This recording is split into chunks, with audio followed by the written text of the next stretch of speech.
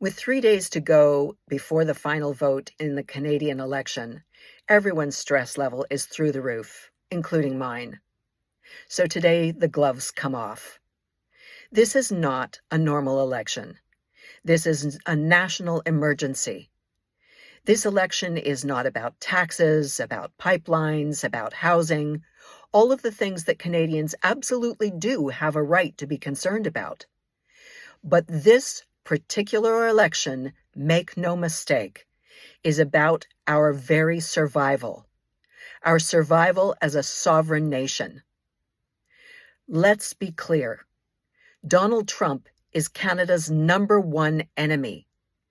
This week, he was back in the Oval Office yapping about annexing Canada, saying we don't make sense as a country, but we do as a state. This is not a joke. This is not a drill. This is an evil man obsessed with dominance, punishment, and control, and has destroyed every guardrail in his own country, from bypassing Congress to ignoring court orders, to intimidating and terrorizing moderate Republicans into silence and capitulation, which leaves the way clear for him to attack Canada. The entire world, except for his acolytes, knows that his talk of subsidizing our country is a blatant lie. But the hyenas are circling, ready to take us down. And if Canada falls under American rule, Canadians as a people will cease to exist. And this is not fear-mongering, this is not hyperbole or hysteria. He calls us the 51st state, but he's proven time and again that he's a malignant liar.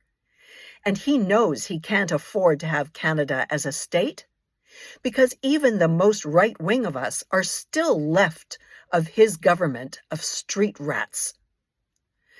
He would make us a territory with no representation at all and no vote. Think that's hysterical? Look what America did to Puerto Rico.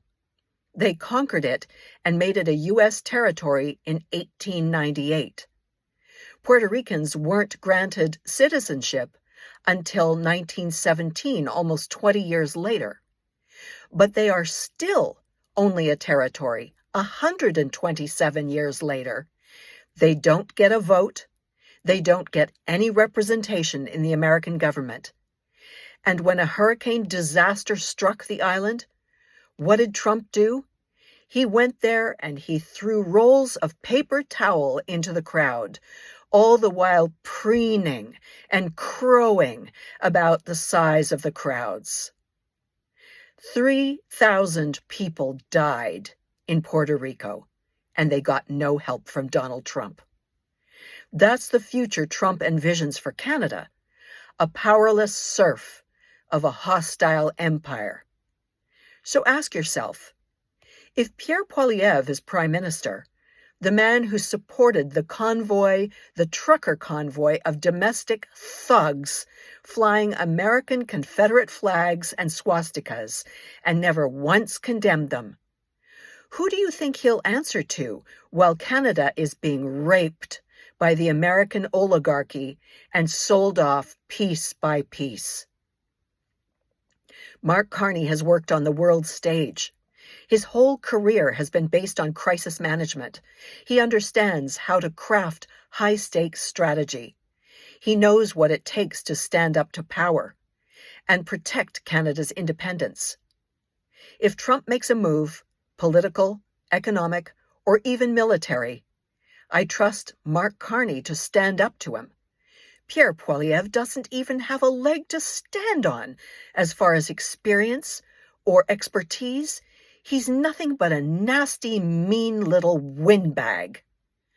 This isn't about liking or even being loyal to a party. I've voted for the Conservatives in the past, but this Conservative Party has morphed into something nasty and unrecognizable.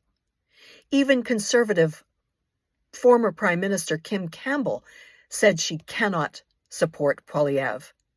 So this isn't about party. This is about loving our country and loving it enough to elect the right man for the job, who is Mark Carney, 100%. At this moment in time, there is no option. This is not a normal election. This is a national emergency. If you don't want a government that supports a fascist enemy regime hell-bent on destroying Canada, get out and vote.